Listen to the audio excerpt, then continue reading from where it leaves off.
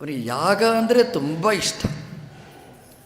ಎಷ್ಟು ಇಷ್ಟ ಅಂತಂದರೆ ದರ್ಬೆ ಹಾಕಿ ತಯಾರು ಮಾಡ್ತಿದ್ದಂತೆ. ಪ್ರಾಚೀನ ದಿಕ್ಕಿಗೆ ಬರೀಸನ್ನು ಹಾಕಿ ತಯಾರು ಮಾಡಿದ ಪ್ರಾಚೀನ ಬರೀಸ್. ಯಾರು ಬಂದರೂ ಅವನು ಹೇಳೋದು, ಆಚಾರ್ಯ ಒಂದು ಹೋಮ ಮಾಡಿ. ನಾರದರು ಬಂದರೆ ನಾರದರ ಹತ್ರನೂ ಕೂಡ ಆ ಪ್ರಾಚೀನ ಬರೀಸ್ ಹೇಳ್ತಾನೆ, ನಾರದರೇ ಹೋಮ ಮಾಡ್ತೀರಾ ಅಂತ. ನಾರದರು ಹೇಳಿದರು, ನಾವೆಲ್ಲ ಹೋಮ ಮಾಡಿಸುವವರಲ್ಲ, ನಮಗೆ ಸಂಬಂಧಪಟ್ಟದ್ದಲ್ಲ ಅಂತ ನಾರದರು ಹೇಳ್ತಾ, ಪ್ರಾಚೀನ ಬರೀಸ್ ಹೇಳ್ದ, ನಾನು ಎಷ್ಟು ಯಜ್ಞ ಮಾಡಿದ್ದೇನೆ ಅಂತ ಆ ಪ್ರಾಣಿಗಳ ಎಲುಬಿನ ರಾಶಿಯನ್ನು ತೋರಿಸಿದ ಅಂತ. ನಾರದರೇ ನೋಡಿ, ಇಷ್ಟು ಯಾಗ ನಾನು ಮಾಡಿದೆ. ನಾರದರು ಹೇಳಿದರು, ಪ್ರಾಚೀನ ಬರೀಸು, ನನಗೊಂದು ರಾಶಿ ನೀನು ತೋರಿಸಿದ್ದೇನೆ, ನಿನಗೊಂದು ರಾಶಿ ತೋರಿಸ್ತೇನೆ, ಮೇಲೆ ಆಕಾಶ ನೋಡು ಅಂತ. ನೋಡಿದ ಅವನ ಆಕಾಶ. ನಾರದರೆ ಏನು ಅಂತ, ಅಲ್ಲಿ ಪ್ರಾಣಿಗಳು ಸಾಲಾಗಿ ನಿಂತಿವೆ ಅಂತ. ನಾರದರೆ ಏನಿದು ಅಂತ, ನೀನು ಯಾಗ ಇಲ್ಲಿ ಮಾಡಿ ರಾಶಿ ಎಲುಬು ಇಟ್ಟಿದೆಯಲ್ಲ, ಅದೇ ಪ್ರಾಣಿಗಳು ತಯಾರಾಗಿ ನಿಂತಿದ್ದಾರೆ ಅಂತ. ಪ್ರಾಚೀನ ಬರೀಸಿ ಕೇಳಿದ, ಯಾಕೆ ತಯಾರಾಗಿ ನಿಂತಿದ್ದಾರೆ ಅಂತ. ಯಾಕೆ ಅಂತಂದರೆ ನಿನ್ನನ್ನು ಬಲಿ ಕೊಡಲಿಕ್ಕೆ ತಯಾರಾಗಿ ನಿಂತಿದ್ದಾರೆ ಅಂತ. ಅದು ಯಾಕೆ ಅಂತ, ನೀನು ಇವತ್ತು ಬಲಿಗೊಟ್ಟಿದೆಯಾ ಆ ಪ್ರಾಣಿಗಳನ್ನು, ಆ ಪ್ರಾಣಿಗಳು ಕಾಯ್ತಾ ಇದ್ದಾರೆ ನಿನ್ನನ್ನು ಯಾವಾಗ ಬಲಿ ಕೊಡೋದು ಅಂತ. ಮಾಂಸ ಅಂತ ಅದಕ್ಕೆ ಹೆಸರು, ಪ್ರಾಣಿಗಳ ಮಾಂಸ ಅಂತ. ಮಾಂಸ ಅಂತಂದರೆ ಇವತ್ತು ಪ್ರತಿ ನನ್ನನ್ನು ಕುರಿತು ಬಲಿದಾನ ಮಾಡಿದ್ದೀರಿ, ನಾಳೆ ಸಹ ಅದೇ ನಿಮ್ಮನ್ನು ಬಲಿ ತಗೊಳ್ತದೆ ಅಂತ. ನಾವು ಯಾರನ್ನು ಬಲಿ ತಗೊಳ್ತೇವೆ ಅದು ನಮ್ಮನ್ನೇ ಬಲಿ ತಗೊಳ್ತವೆ. ಮಾಂಸ ಅನ್ನುವಂಥದ್ದು ಅದೊಂದು ಪ್ರತಿಕ್ರಿಯೆ, ಅದೊಂದು ಪ್ರಕ್ರಿಯೆ ಅಂತ. ನಾರದರ ಹತ್ರ ಕೇಳ್ದ ಪ್ರಾಚೀನ ಬರೀಸು, ಹಾಗಾದರೆ ಏನು ಮಾಡಬೇಕು? ನಾರದರು ಕೂಡಿಸಿದರು ಪ್ರಾಚೀನ ಬರೀಸನ್ನು. ನಾರದರು ಬಂದರು ಅಂತಂದರೆ ಅಲ್ಲಿ ಜ್ಞಾನ ಕಾರ್ಯ ಇರ್ತದೆ ಅಂತ ಅರ್ಥ. ಕರ್ಮಕ್ಕೆ ವಿರೋಧಿಯಾದವರು ನಾರದರಲ್ಲ, ಕೇವಲ ಕರ್ಮ ಅದು ವಿರೋಧಿ. ಜ್ಞಾನ ಸಹಕೃತವಾದ ಕರ್ಮಾಚರಣೆ ನಡೀಬೇಕು. ಏನೇ ಒಂದು ಕರ್ಮಾನುಷ್ಠಾನ ಮಾಡಿದರೆ ಅಲ್ಲಿ ಜ್ಞಾನ ತುಂಬಿಕೊಂಡಿರಬೇಕು, ಜ್ಞಾನ ಮಾರ್ಗ ಅಲ್ಲಿ ಇರಬೇಕು. ಜ್ಞಾನ ಇದ್ದರೆ ಅನುಸಂಧಾನದ ಜೊತೆಗೆ ಕರ್ಮ ಮಾಡಿದರೆ ಅದು ಪೂರ್ಣವಾದ ಫಲವನ್ನು ಕೊಡುವಂಥದ್ದು. ಕರ್ಮನೇ ಬೇಡ ಅಂತಲ್ಲ, ಕರ್ಮ ಬೇಕು, ನಮಗೆ ವಿಹಿತವಾದ ಕರ್ಮವನ್ನು ನಾವು ಮಾಡಬೇಕು. ಆದರೆ ಮಾಡುವಾಗ ಅದರ ಜೊತೆಗೆ ಅನುಸಂಧಾನ ಅನ್ನುವಂಥದ್ದು ತುಂಬ ಮುಖ್ಯವಾದ್ದು. ಇದು ನಾರದರು ತಿಳಿಸಿಕೊಡ್ತಕ್ಕಂಥದ್ದು. ನಾರದರು ಹೇಳ್ತಾರೆ, ಪ್ರಾಚೀನ ಬರೀಸ್ ನಿನಗೊಂದು ಕತೆ ಹೇಳ್ತೇನೆ ಅಂತ. ಕತೆ ಅಂದರೆ ಎಲ್ಲ ಕಿವಿಯರಳಿಸಿ ಕೇಳ್ತಾರೆ. ನಾರದರು ಹೇಳಿದರು, ಕಿವಿಯರಳಿಸಿ ಕೇಳು, ನಾನೊಂದು ಕತೆ ಹೇಳ್ತೇನೆ ಅಂತ. ಏನು ನಾರದರೆ? ನೋಡು, ಪುರಂಜನ ಅಂತ ಒಬ್ಬ ಇದ್ದ.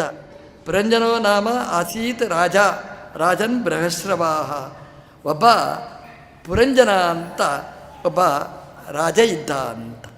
ರಾಜ, ಅವನಿಗೆ ತುಂಬ ಜನಪ್ರಿಯನಾದಂತಹ ರಾಜ. ಜನಯತಿ, ಪುರವನ್ನೇ ನಿರ್ಮಾಣ ಮಾಡಿ ಆ ಊರಿನವರಿಗೆಲ್ಲ ಬೇಕಾದ ಸಮೃದ್ಧಿಯನ್ನು ಕೊಟ್ಟಂಥವನು ಪುರಂಜನ, ಒಳ್ಳೆಯ ರಾಜ ಅಂತ ಹೇಳಿದರು. ನಾರದರು ಮುಂದುವರಿಸಿ, ಅವನಿಗೊಬ್ಬ ಮಿತ್ರ ಇದ್ದ ಅಂತ. ರಾಜ ಅಂತಂದರೆ ಅವನಿಗೊಬ್ಬ ಮಿತ್ರ ಇರಲೇಬೇಕು. ಯಾರವನ ಮಿತ್ರ ಅಂತ ಅಂದರೆ ಅವಿಜ್ಞಾತ ನಾಮ ತಸ್ಯಾಸೀತ್ ಸಖ ಅವಿಜ್ಞಾತ ಚೇಷ್ಟಿತ ಅಂತ. ನಾರದರು ಹೇಳಿದರು, ಅವನಿಗೊಬ್ಬ ಮಿತ್ರ ಇದ್ದ, ಅವನಿಗೇನು ಹೆಸರು ಅಂತಂದರೆ ಅವಿಜ್ಞಾತ ನಾಮ ತಸ್ಯಾಸೀತ್, ಅವಿಜ್ಞಾತ ಅಂತ ಅವನ ಹೆಸರು ಅಂತ. ಏನು ಮಾಡ್ತಿದ್ದ ಅವನು? ಅವಿಜ್ಞಾತ ಚೇಷ್ಟಿತ. ಅವನು ಏನು ಮಾಡ್ತಾನೆ, ಎಲ್ಲಿ ಹೋಗ್ತಾನೆ, ಏನೂ ಗೊತ್ತಿಲ್ಲ. ಅವನ ಚೇಷ್ಟೆಗಳು ಅದು ಯಾವುದೂ ಗೊತ್ತಾಗ್ತಿರಲಿಲ್ಲ.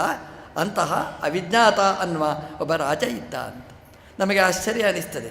ಒಬ್ಬ ಮಿತ್ರ ಇರ್ತಾನೆ, ಮಿತ್ರ ಇದ್ದರೆ ಅವನ ಎಲ್ಲ ರಹಸ್ಯಗಳೆಲ್ಲ ಗೊತ್ತಾಗಿರಬೇಕಿತ್ತು, ಗೊತ್ತಾಗಲಿಲ್ಲ ಅಂತ. ಅಂತಹ ಒಬ್ಬ ಮಿತ್ರ, ಅವನ ರಹಸ್ಯವನ್ನು ಭೇದನೆ ಮಾಡಲಿಕ್ಕಾಗಲಿಲ್ಲ, ಭೇದಿಸಲಿಕ್ಕಾಗದೇ ಇದ್ದ ರಹಸ್ಯವಾದಂತಹ ವಿಶಿಷ್ಟವಾದ ಚೇಷ್ಟೆಯನ್ನು ಹೊಂದಿದ ಒಬ್ಬ ಅವಿಜ್ಞಾತ ಅನ್ನುವ ಹೆಸರಿನ ಒಬ್ಬ ಮಿತ್ರ ಇದ್ದ ಅಂತ. ಆ ಪುರಂಜನ ಅವನಿದ್ದಲ್ಲಿಗೆ ಒಬ್ಬ ಹುಡುಗಿ ಬರ್ತಾಳೆ ಅಂತೆ. ಹೇಳಿ ಕಳಿಸಿದ್ದಲ್ಲ, ಅವಳು ಬರ್ತೇನೆ ಅಂತ ಹೇಳಿಯೂ ಬಂದದ್ದಲ್ಲ. ಎದೃಚ್ಛ ಯಾಗತಾಂ ತತ್ರ ದದರ್ಶ ಪ್ರಮದೋತ್ತಮ. ಎದೃಚ್ಛೆಯ, ಅದು ಅವಳಿಗೂ ಗೊತ್ತಿಲ್ಲ ಈ ಜಾಗಕ್ಕೆ ಬರಬೇಕು ಅಂತ, ಬಂದ್ಲಂತೆ.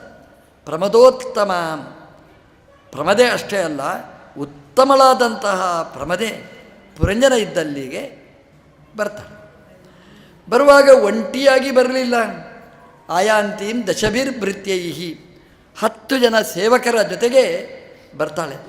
ಆಚೆ ನೋಡಿದರೆ ಸೇವಕಿಯರು, ಈಚೆ ನೋಡಿದರೆ ಸೇವೆ ಮಾಡುವವರು, ಮುಂದೆ ಹಿಂದೆ ಎಲ್ಲ ಕಡೆ ಅವರ ಸೇವೆ ಮಾಡತಕ್ಕಂತಹ ಸೇವಕಿಯರ ಜೊತೆಗೆ ಸೇವಕಿಯೋ ಸೇವಕರೋ ನಾರದರು ಹೇಳುವುದಿಲ್ಲ. ಆಯಾಂತಿನ್ ದಶಭಿರ್ಭೃತ್ಯೈಹಿ ಅಂತ ಪುಲ್ಲಿಂಗ ಶಬ್ದ ಪ್ರಯೋಗ ಮಾಡ್ತಾರೆ. ಅದು ಯಾರು ಬೇಕಾದರೂ ಆಗ್ಬೋದು.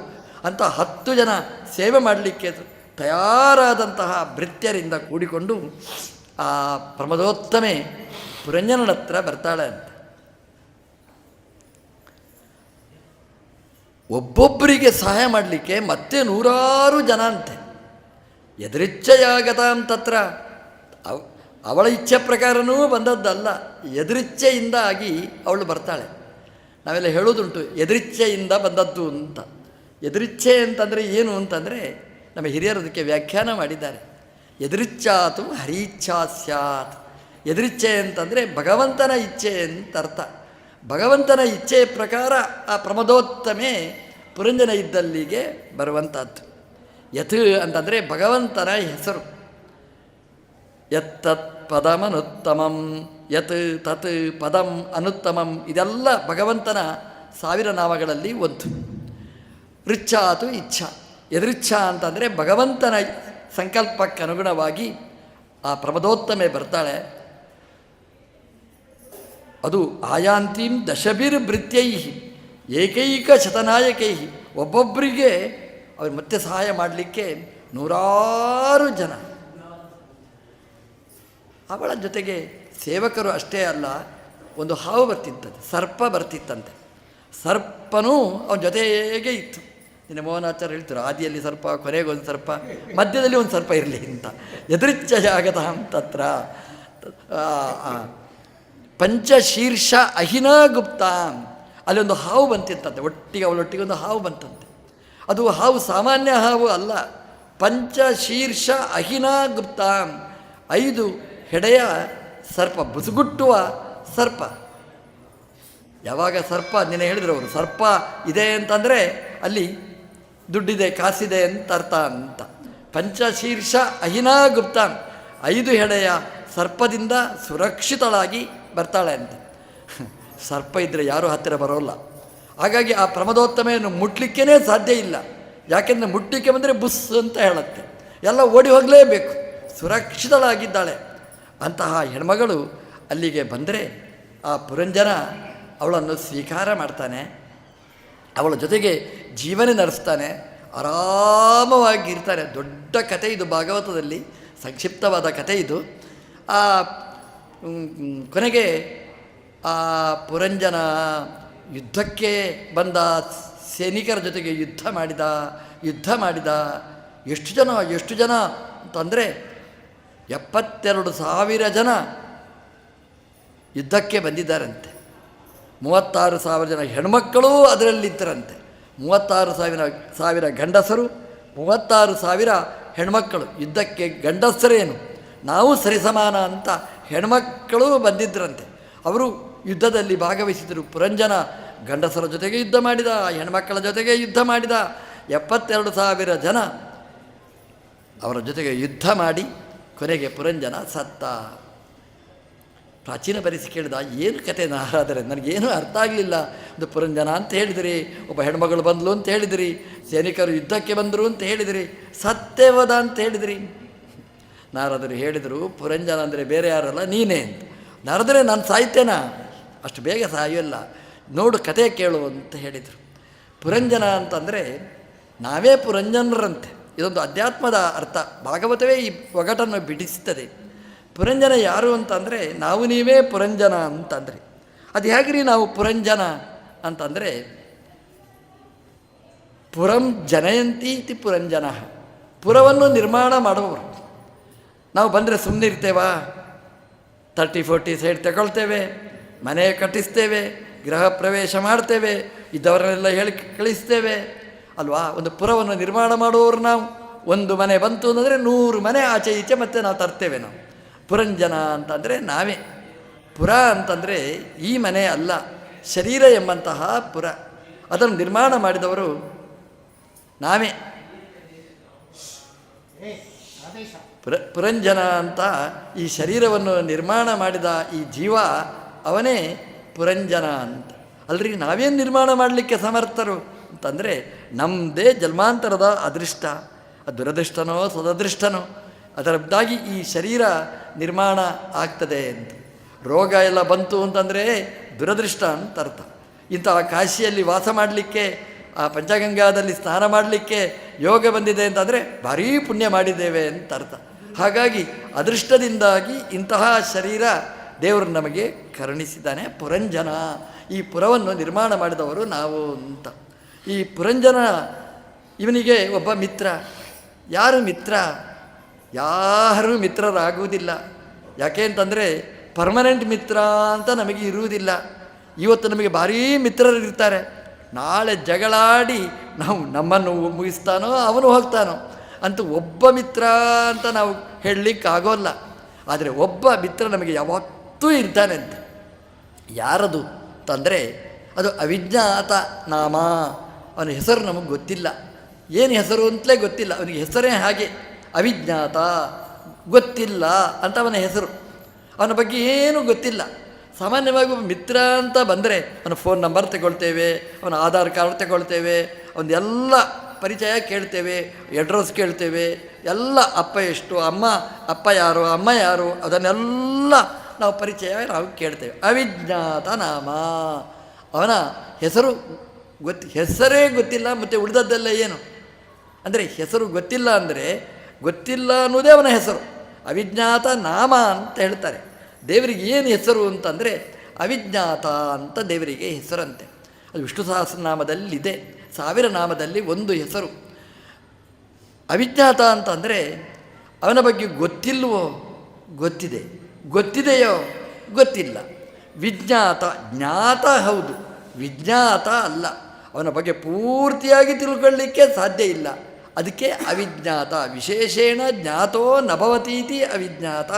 ಅವನನ್ನು ಪೂರ್ತಿಯಾಗಿ ನಾವು ತಿಳ್ಕೊಳ್ಳಿಕ್ಕೆ ಸಾಧ್ಯ ಇಲ್ಲ. ಯಾರೇ ಬರಲಿ, ನಾವು 4 ದಿವಸ ಇದ್ದರೆ ನಿಂದೆಲ್ಲ ಗೊತ್ತಾಯಿತು ಅಂತ ನಾವು ಹೇಳ್ತೇವೆ. ಹಾಗೆ ದೇವರ ಹತ್ರ, ದೇವರೇ ನಿಂದೆಲ್ಲ ಗೊತ್ತಾಯಿತು ಅಂತ ಹೇಳಲಿಕ್ಕಾಗುವುದೇ ಇಲ್ಲ. ಯಾಕೆಂತಂದರೆ ನಮ್ಮ ಜ್ಞಾನವನ್ನು ಮೀರಿ ನಿಂತ ಶಕ್ತಿ ಅದು ಭಗವಂತ. ಅವರಿಗೆ ಅವಿಜ್ಞಾತ ಅಂತ. ಗೊತ್ತಿಲ್ವೋ, ದೇವರು ಗೊತ್ತಾಗ್ತಾನೆ ನಮಗೆ ಅಲ್ವಾ? ಸಮಸ್ಯೆ ಎಲ್ಲ ಬಂತು ಅಂದರೆ ದೇವರೇ ಇಷ್ಟು ಪೂಜೆ ಮಾಡಿದ್ದೇನೆ, ಯಾಕೆ ನಿನ್ನ ಸಮಸ್ಯೆ ಕೊಟ್ಟು ಅಂತ ಬೈಲಿಕ್ಕೆ ಗೊತ್ತುಂಟು ನೋಡಿ ನಮಗೆ. ಹಾಗಾಗಿ ದೇವರ ಪರಿಚಯನೇ ಇಲ್ಲ ಅಂತ ಹೇಳಲಿಕ್ಕಾಗೋದಿಲ್ಲ. ಸ್ವಲ್ಪ ಪರಿಚಯ ಇದೆ. ದೇವರು ಇಲ್ಲದಿದ್ದರೆ ಈ ಶರೀರ ನಮಗೆ ಇರಲಿಕ್ಕೆ ಸಾಧ್ಯವೇ ಇಲ್ಲ, ನಾವು ನಡೀಲಿಕ್ಕೇ ಸಾಧ್ಯ ಇಲ್ಲ. ಇಷ್ಟೆಲ್ಲ ನಮಗೆ ಜ್ಞಾನದ ಕಾರ್ಯ ಅದೆಲ್ಲ ನಡೀತದೆ ಅಂತಂದರೆ ಆ ಜ್ಞಾನ ಕೊಡುವ ದೇವರದ್ದೇ ಇದೆಲ್ಲ ವ್ಯವಸ್ಥೆಗಳು. ಅವಿಜ್ಞಾತ ಚೇಷ್ಟಿತಾ. ಚೇಷ್ಟೆ ಅಂತಂದರೆ ಈ ಬುದ್ಧಿಪೂರ್ವಕವಾದಂತಹ ಕ್ರಿಯೆಗಳು, ಅದನ್ನು ಪೂರ್ತಿಯಾಗಿ ನಮಗೆ ತಿಳ್ಕೊಳ್ಳಿಕ್ಕಾಗುವುದಿಲ್ಲ. ಅಂತಹ ಭಗವಂತ ನಮಗೆ ಮಿತ್ರನಾಗಿದ್ದಾನೆ. ದ್ವಾಸುಪರ್ಣ ಸಯುಜ ಸಕಾಯ ಸಮಾನಂ ವೃಕ್ಷಂ ಪರಿಶಸ್ವ ಜಾತೆ. ಸಯುಜ ಒಂದು ವೃಕ್ಷ, ಆ ವೃಕ್ಷದಲ್ಲಿ 2 ಹಕ್ಕಿಗಳು, ಒಂದು ಜೀವ, ಒಂದು ಪರಮಾತ್ಮ. ಹಾಗಾಗಿ ನಮಗೆ ಮಿತ್ರ ಯಾರು ಅಂತಂದರೆ ಭಗವಂತ. ಮಿತ್ರ ಅಂತ ಇದೆ ನೋಡಿ. ಮಿತ್ರ ಅಂದರೆ ಏನು? ಮಿತ್ರ ಅಂತಂದರೆ ಮಾತ್ವಾ ಮಾಪಯಿತ್ವ ಯಹ ತ್ರಾಯತೆ ತನ್ಮಿತ್ರಂ. ಮಿತ್ರ, ಮಿತ್ ಅಂದರೆ ತಿಳಿದು ತಿಳಿಸಿ ನಮಗೆ ತ್ರ ಅಂದರೆ ತ್ರಾಣ ಕೊಡುವವ, ರಕ್ಷಣೆ ಮಾಡುವವ, ಅವನಿಗೆ ಮಿತ್ರ ಅಂತ ಹೆಸರು. ನೋಡು, ನಿನಗೆ ಈ ಸಮಸ್ಯೆ ಇದೆ, ಸಮಸ್ಯೆ ಬರಲಿಕ್ಕಿದೆ, ಸಮಸ್ಯೆ ಪರಿಹಾರ ಮಾಡು ಅಂತ ಹೇಳಬೇಕು. ಅವನು ನಿಜವಾದ ಮಿತ್ರ. ಎಲ್ಲ ಸಮಸ್ಯೆ ಆಗಿ ನಾವು ಮುಳುಗಿದ ಮೇಲೆ ನನಗೆ ಗೊತ್ತಿತ್ತಿದು, ಅದು ಯಾಕೆ ಹೇಳಲಿಲ್ಲ, ನಾನು ಯಾಕೆ ಹೇಳಬೇಕು ಅಂತ ಹೇಳಲಿಲ್ಲ, ಅವನು ಮಿತ್ರ ಆಗಿಬಿಡ್ತಾನೆ. ಅವನು ನಮ್ಮ ಮುಳುಗುದನ್ನು ನೋಡಿಯೇ ಖುಷಿ ಪಡುವವ. ಮಿತ್ರ ಅಂತಂದರೆ ನೋಡಿ, ಹೆಜ್ಜೆ ಇಡುವಾಗ ಜಾರ್ತದೆ, ಕಾಲು ಜಾರಿ ಬಿದ್ದರೆ ಇದು ಶತಂಪಾತಾಳ, ಮತ್ತೆ ಮೇಲೆ ಬರಲಿಕ್ಕೆ ಸಾಧ್ಯ ಇಲ್ಲ, ಡೈರೆಕ್ಟ್ ಮೋಕ್ಷನೇ ನಿಮಗೆ ಮೊದಲೇ ಹೇಳಿಟ್ರೆ ಅವನು ಮಿತ್ರನಾಗ್ತಾನೆ. ಆಮೇಲೆ ಹೇಳಿದರೆ ಅವನು ನಮಗೆ ಅಂತಃಶತ್ರು. ನಮ್ಮ ದೇವರು ಅಷ್ಟು ಮಿತ್ರ ನಮಗೆ. ಯಾಕೆ ಅಂತಂದರೆ ಮುಂದೆ ಏನೇನು ಆಗ್ತದೆ ಅದನ್ನು ತಿಳಿಸಿ ನಮಗೆ ಒಳ್ಳೆಯ ಸಾಧನೆಯನ್ನು ಮಾಡಿಸ್ತಾನೆ. ಹೀಗೆ ಹೋಗು, ಹೀಗೆ ಹೋಗಬೇಡ ಅಂತ ತಿಳಿಸಿ ನಮ್ಮಿಂದ ಕಾರ್ಯವನ್ನು ಮಾಡಿಸುವವ ನಮ್ಮ ದೇವರು. ನಮ್ಮ ಒಬ್ಬರು ಆಚಾರ್ಯರು, ಅವರು ಮಲಗಿದ್ರು. ಎಲ್ಲರೂ ಮಲಗ್ತಾರೆ, ಅವರು ಮಲಗಿದ್ರು. ಅವರಿಗೆ 3:45 ಗಂಟೆಗೆ ಎಚ್ಚರಿಕೆ ಆಯ್ತು. 4 ಅಲ್ಲ, 3:45 ಗಂಟೆಗೇ ಎಚ್ಚರಿಕೆ ಆಯಿತು. ಎದ್ರು ಹೋಗಿ ಎಲ್ಲ ವಾಶ್ರೂಮಿಗೆ ಹೋಗಿ ಎಲ್ಲ ಬಂದರು. ಬರ್ತಾರೆ, ನೋಡ್ತಾರೆ ಅವರ ತಲೆ ಮೇಲೆ ಫ್ಯಾನ್ ತಿರುಗ್ತಿತ್ತು, ಅದು ಬಿದ್ದಿತ್ತು. ಅವರು ಮಲಗಿದ್ರೆ 3:45 ಮೇಲೆ 3:50 ತನಕ ಮಲಗಿದ್ರೆ ಆ ಫ್ಯಾನ್ ಬಿದ್ದು ಸತ್ತೇ ಹೋಗ್ತಿದ್ರು. ಅವರು ಆಚೆ ಹೋದರು, ಫ್ಯಾನ್ ಬಿತ್ತು. ನಾವು ಬಲರಾಮ ಭಟ್ರು ಅವರು ಮಲಗಿದ್ರು, ಅದು ಒಂದು ಹೋಮ ಅಲ್ಲಿ ಒಂದು ವೇಳೆ ಆ ಫ್ಯಾನ್ ಬಿದ್ದಿದ್ದರೆ ಅವರ ಬಲರಾಮ ಭಟ್ರಿಗೆ ಗೊತ್ತಿಲ್ಲ, ಇವತ್ತು ಆರಾಮಾಗಿದ್ದಾರೆ. ನೋಡಿ, ಆ ದೇವರು ಅವರನ್ನು ಎಬ್ಬಿಸಿರು. ನೋಡು, ಮೂತ್ರ ಬರ್ತದೆ, ಎಬ್ಬಿಸಿ ಮಾಡು ಹೋಗು ಅಂತ ಅವನನ್ನು ಬಾತ್ರೂಮಿಗೆ ಕಳುಹಿಸಿ ಈ ಫ್ಯಾನ್ ಬೀಳಿಸಿ ಇವತ್ತು ಅದನ್ನು ನೆನಪಿಸಿಕೊಳ್ತಾರೆ. ದೇವ್ರದ್ದು ಅನುಗ್ರಹ ಅಂದರೆ ಅದು ಎಷ್ಟು ಅಂತ. ಅಂದರೆ ನಾವು ಕೆಲವು ಸರಗಳೇ ಅನ್ನಿಸ್ತದೆ, ಯಾಕಪ್ಪ ಈ ಹೊತ್ತಿಗೆ ನನಗೆ ಮೂತ್ರಶಂಕೆ ಬರಬೇಕಿತ್ತು, ಹೋಗಿ ಬಂದಾಗ ಗೊತ್ತಾಯಿತು ನೋಡಿ, ದೇವರು ಏನೋ ಒಂದು ಕಾರಣಗಳು ಇರ್ತದೆ. ಇದು ಭಗವಂತ ನಮಗೆ ತಿಳಿಸಿ, ಇದು ಒಂದು ಚಿಕ್ಕದು ಹೇಳಿದೆ ಅಷ್ಟೇ. ನಿಮ್ಮಲ್ಲಿ ಸಾವಿರ ಅನುಭವಗಳು ನಿಮ್ಮ ಹತ್ರ ಇದೆ. ಅದನ್ನು ನಾವು ಅನುಭವಿಸಿಕೊಂಡ್ರೆ ಭಗವಂತ ನಮಗೆ ಹೇಗೆ ಮಿತ್ರ, ಯಾವ ಕಾಲದಲ್ಲಿ ನಮಗೆ ಹೇಗೆ ರಕ್ಷಣೆ ಮಾಡ್ತಾನೆ, ಯಾರನ್ನು ಕಳಿಸಿ ನಮಗೆ ಬೇಕಾದ್ದನ್ನು ಮಾರ್ಗದರ್ಶನ ಮಾಡ್ತಾನೆ. ದೊಡ್ಡ ಶಕ್ತಿ ಭಗವಂತ ನಮ್ಮ ಮಿತ್ರ. ಅವನನ್ನು ಯಾವಾಗಲೂ ನಾವು ನೆನಪಿಸಿಕೊಂಡ್ರೆ ಇನ್ನಷ್ಟು ನಮಗೆ ಭಗವಂತ ಮಾಹಿತಿಯನ್ನು ನೀಡ್ತಾನೆ.